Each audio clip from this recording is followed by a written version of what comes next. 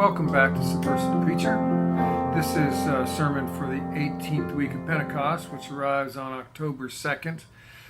And the Revised Common Lectionary points for this week, the reading from Exodus 17, 1 through 7, which is the story about the people out in the wilderness rebelling against Moses because they don't have any water. They're thirsty in the desert.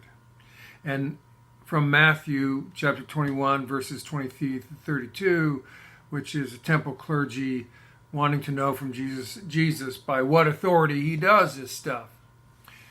And then the third reading, which is selected by me as a liturgical reading, is entitled Mansplaining by Jennifer Militello.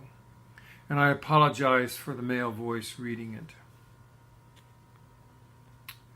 Dear sir, your air of authority leaves me lost, eases me from a place of ease, contracts with my contradictions to take from me a place. Autopilots my autobiography, frightens my fright, sighs with my breath, wins at my race. Your certainty has me curtained. Your nerve has me nervous. Your childhood has me childlike, and your nastiness rests in my belfry like a hawk. You are beyond and above my slice of sky, peach as a pie, bourbon as its pit. You are spit and vinegar while I sour in my bowl. You bowl me over while I tread lightly on my feet. You walk on water while I sink. You witness me, fisherman, boat on the lake while I struggle and burble and brittle and drop. You wink at me and I must relate. You close my eyes to erase you, and you are written in my lids.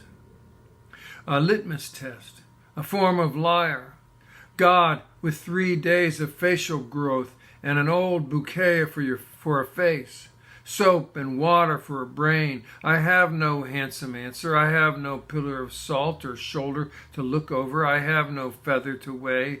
I have no bubble to burst. I am less to myself a character in a drama, a drumbeat, a benevolence, a blight.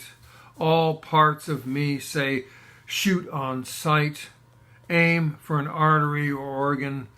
Good night. Well, I could not help myself with that mansplaining poem. When I read it, I immediately thought of the chief priests and the elders in that story from Matthew, waddling up in mass, surrounding Jesus and talking over him at 100 miles an hour. And then I listened to Jennifer Militello's internal dialogue again, and I closed my eyes, trying to remember times I had provoked such thoughts for the women in my life. And then I went back to the readings and conjured up the image of Moses as him mansplaining to God. God rolls the divine eyes and shoos Moses on down the road with a magic stick in his hand. Frankly, that poem has made me feel a lot more self-conscious about standing up here pontificating about things you know as well as me. Like we're thirsty. Like we're thirsty, needy little creatures who want so much more than we actually need. When we come up short with what we want, we complain and wonder whether or not God is really with us anyway. I could pad that Moses story with some other textual goodies, but that's the gist of it, isn't it? That we're needy little creatures. We want so much more than we need. And then if we start getting more than we need, which we all have, or which many of us have, we start thinking that all the stuff we get is needed instead of just gravy on top of whatever is really needed. In other words, the more we get, the more our needs just grow and grow and grow and grow, even though our actual needs are not really that great. Well, anyway, I don't want to be mansplaining here, but I think that that's the basic message of that Exodus story we read, or at least what it's hinting at. Not to put too fine a point on it, but rather to summarize, one of God's creatures seems to have confused want and need and blames God for everything it wants but doesn't get. Yeah?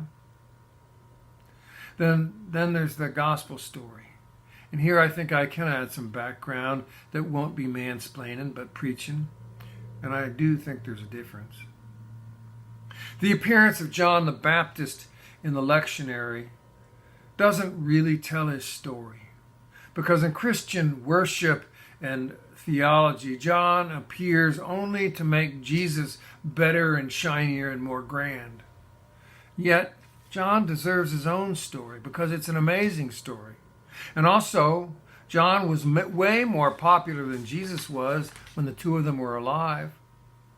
John had more followers, which is probably why the gospel storytellers cast him as a shadow of himself in the presence of Jesus. Anyway, John was a prophet. He was a prophet who was at odds with the temple, not just the building, but the whole temple system. You see, the Judaism of John's day was a monopoly religion. It was all about purity, keeping oneself ritually pure, and when unavoidably polluted by the world all around, subjecting oneself to the many ritual acts of cleansing and purchase of sacrifices to be restored. And of course, the temple and the temple clergy were absolutely necessary to the process of staying pure and restoring oneself to purity. Only the temple clergy could conduct the sacrifices and pronounce people cleansed after they had performed the necessary rituals. Those sacrifices and some of those rituals had to be conducted at the temple and nowhere else, and it cost them money to do it. I can think of some things about the Canterbury Church that are the same way.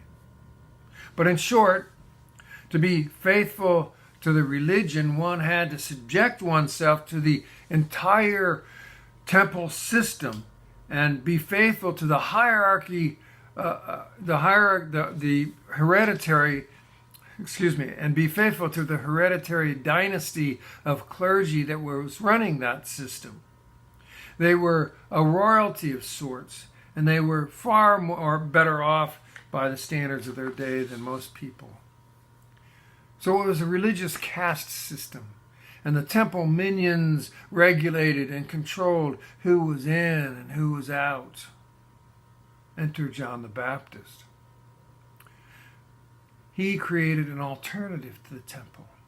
He was a disruptor, as we would say today. He entered the market, long controlled by the monopoly, and he provided a cheap alternative for restoration. He railed against the temple system, and he called the clergy corrupt. He pointed to the hypocrisies of the temple clergy and the king himself. He spoke out loud about the double standards for rich and poor, and provided baptism as an alternative to those who could not afford the temple religion. By the hundreds and maybe thousands, people came out to the Jordan River to be baptized by John for the forgiveness of their sins. They didn't have to buy animals. They didn't have to sacrifice at the altar in the temple, nor spend days or weeks at home while performing temple-mandated rituals to cleanse themselves. They didn't have to get a priest or pay a priest to come declare that they were cleansed. They went instead to the river, and John baptized them and preached about the time to come when God would bring about a reckoning against the world and against those in control of the world, and not just against the corrupt temple clergy, but against the corrupt king too, and against the Roman Empire itself. Well, as you can imagine, the temple was losing market share and income too, because John was giving away what they were selling. King Herod had John executed, cut his head off, because he challenged the king's authority. And after Herod cut his head off, the people were in grief. They grieved John deeply and broadly.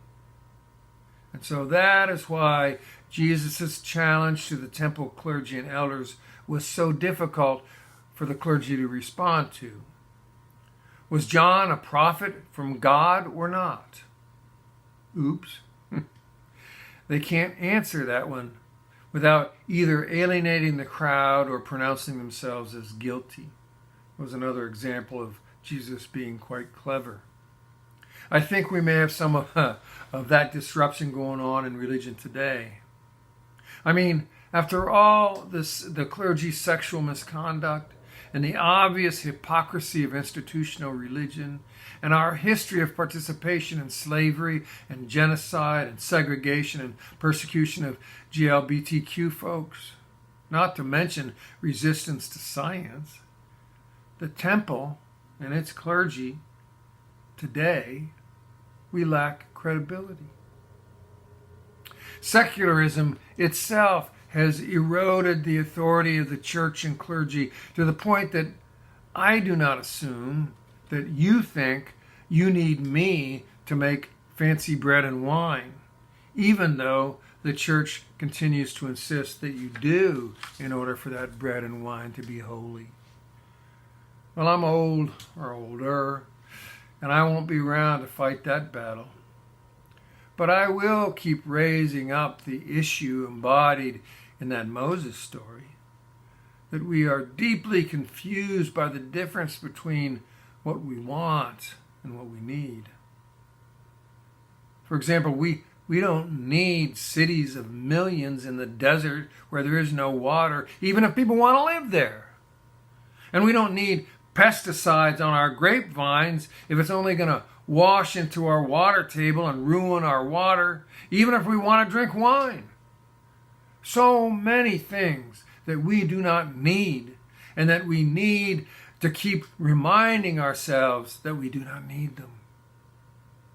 I do not think it's mansplaining to keep picking at the difference between what we need and what we want, even though it may feel uncomfortable and it may be disagreeable.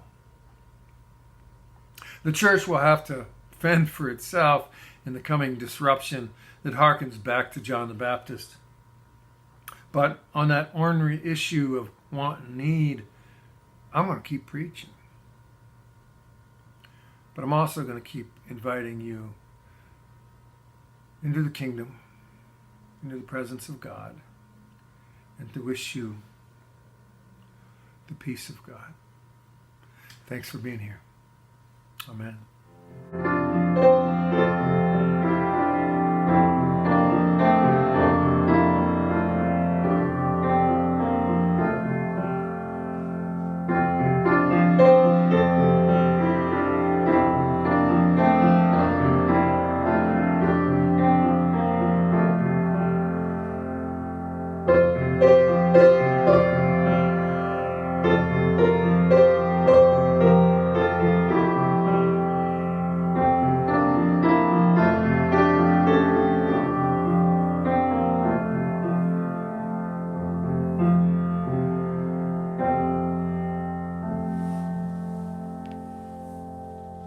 That was beautiful, Lisa.